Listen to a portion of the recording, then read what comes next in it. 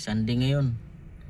Maaga tayong bibiyahe para tayo ay kumita para sa ating mga pamilya.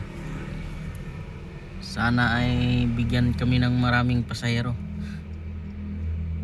at mga mababait na pasahero, hindi yung mga masasamang ugali.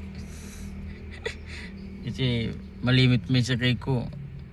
Bagay, ano lang naman eh, minor lang. Hindi talaga may iwasan yan sa ugali ng tao na minsan masama, minsan hindi. Paiba-iba yung ihip ng hangin. Kaya inaga, late na ako gising eh. Tanghali na.